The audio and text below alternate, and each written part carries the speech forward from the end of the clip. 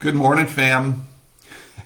I debated doing this video, I'm not going to lie, but I did promise you that anytime I'm at work that I would knock out one of these videos using the beautiful bowl of questions.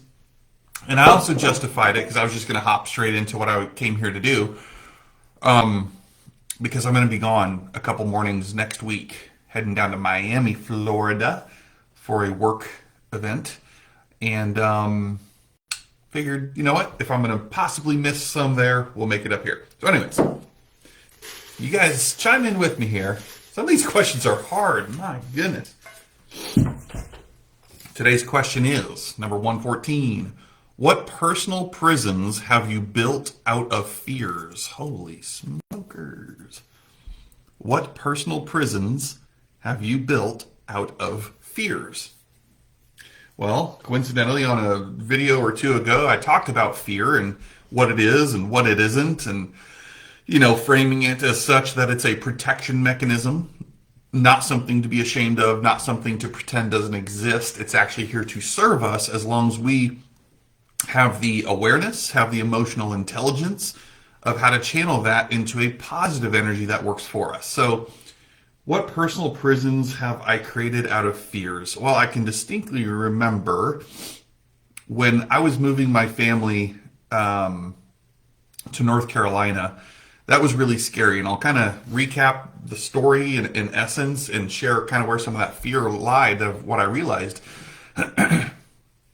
So I got an opportunity to take a position at the time with Keller Williams, move my family down to Cary, North Carolina, and thought, that was going to be it. That was going to be the next greatest thing for us and make us put us in a position to be financially free.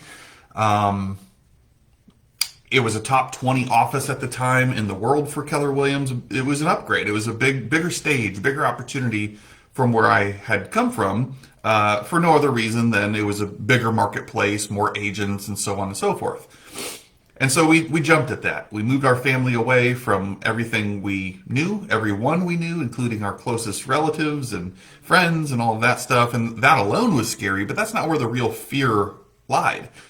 At the time, we had to liquidate both of our retirement accounts, which you're not supposed to do. You have to pay taxes on that, and that later put us in quite a bind with taxes and paying on that money that we drew out so we could live off of it. We needed liquidity. We needed to move and have some money in the bank to live off of in hopes for a bigger, brighter future here. So to kind of make a long story short, about 9 months or so into that role, the same job I was doing in the Quad Cities, I was doing just now in North Carolina. I kind of started to have that same familiar feeling. I thought, it's not burnout. It's not that you need to do something different. It's just an environmental thing. You need a new change and a bigger opportunity to make more money and have a bigger impact. Well, that didn't exactly cure it. And so here I found myself having the same feelings that I was having back home. And now what do you do? Because it's like, this is what I moved here for.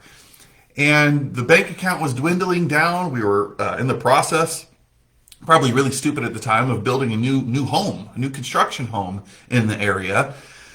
And there was a whirlwind of fear swirling around me of, holy crap, what did I get myself into? What did we do? I moved my family here for this. What's everybody going to say? All that talk, And so I took a drive. And I'm a water guy. Like, water is my peace. Water is where I think. Water is where I gain clarity. I just love to be around water, like lakes and ponds and stuff specifically. Not so much ocean. But, so I took a drive and I went over this long stretch of bridge across, some of you in the area will know it, Lake Jordan or Jordan Lake. I always get that confused. And I'm looking to my left, I'm looking to my right, and I'm seeing all these families on the boat, making memories, playing around at the beach. I'm thinking, gosh, what do they have that I don't have? Like, I'm smart. I have good work ethic. I've got a good heart. My mind's in the right place. And yet they're out there creating the memories and experiences that I've always dreamt of having. And I'm just stuck. I feel like I'm in a container. I don't feel like I'm living and doing what I'm really called to do, my bigger purpose.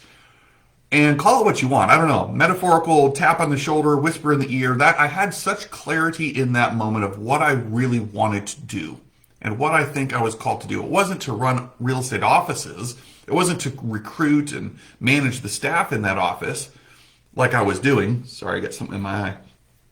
What lit me up like a Christmas tree was when I sat one-to-one with an agent, helping coach them, uncovering what is it that you want, why do you want it, and how can we help you get that. I just loved it, aka coaching, turns out.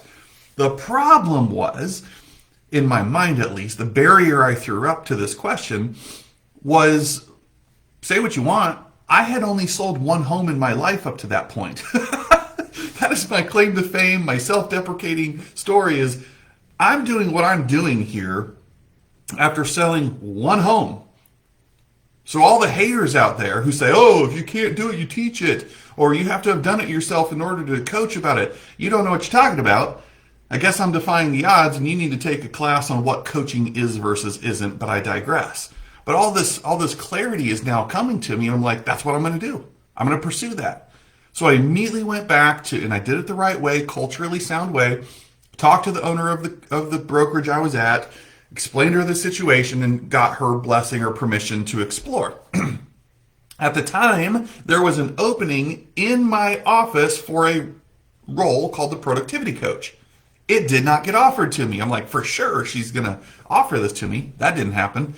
So I started exploring. I put my resume in quietly behind the scenes to some other companies and some other coaching companies, some big names that many of you would recognize. Denied. Didn't have enough experience. Now that thing's coming back to haunt me. Now I've got imposter syndrome all over again.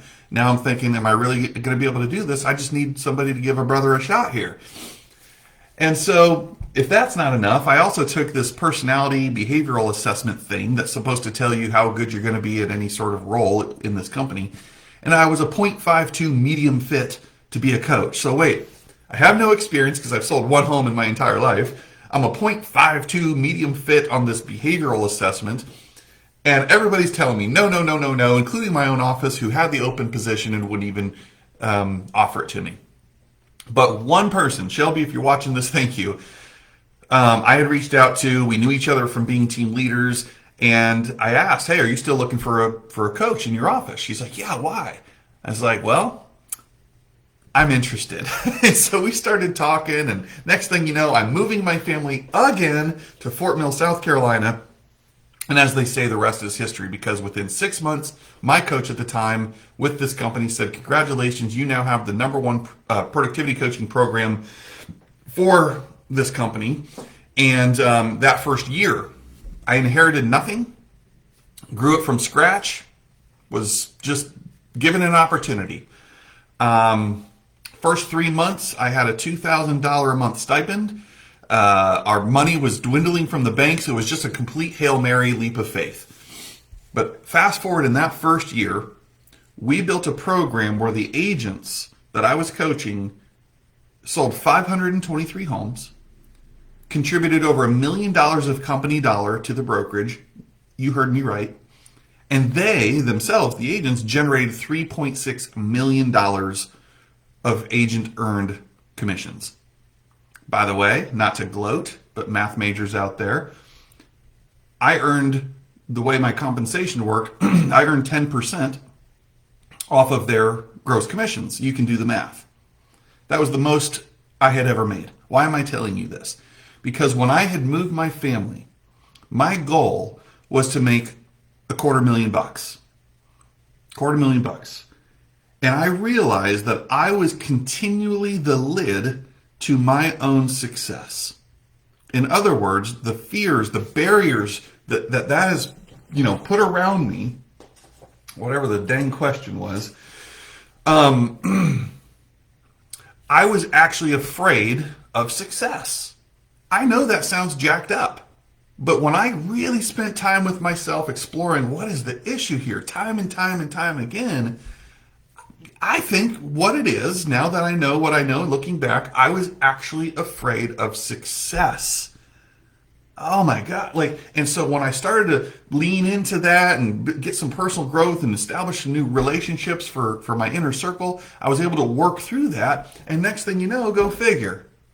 You pop the lid off and things are different. So it just, careful, identify what the fear is that's holding you back and kind of creating a prison around you. Address that fear like I talked about in the last video, saying, oh, you're here. I see you. Personify it. And understand it's not there as some big, hairy, nasty monster. It's there to protect and serve you. It's the police force of a lot of our life and decision making. So just honor it for what it's supposed to be and then work through it.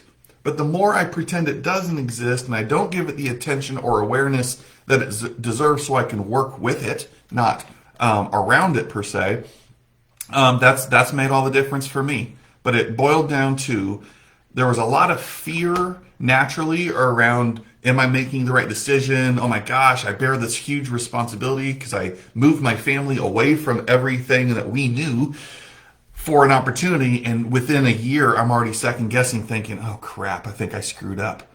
However, had I not driven over that stretch of bridge, that one day, I'm not sure I would have ever had that self-talk or that sense of clarity to say, oh, this is why I'm here. It was actually a stepping stone or the bridge to take me there. And there was Fort Mill, South Carolina, which is where the locker room was born. We created our story. We documented our results so others could replicate that same success. And here I stand or sit before you today because of that journey that I just described. I know this was a little bit longer, but I felt it deserves some context around the fear of success and how twisted that is, but that's real, just as anybody might have fear of rejection, fear of failure, and so on. All right? So I hope you guys have a great weekend. I'm going to get in the recording studio here. I've got videos to knock out all day long for new courses to put into the locker room, as well as likely some of them to show up on the Shoply platform, which I haven't spoken about in a little bit, but Shoply is definitely starting to crank up here, and we're going to put some of our courses on that platform as well for anybody who wants to not only purchase them, but also become an affiliate and help sell them and get referral commission from doing so. All right. Talk to y'all later. Thanks.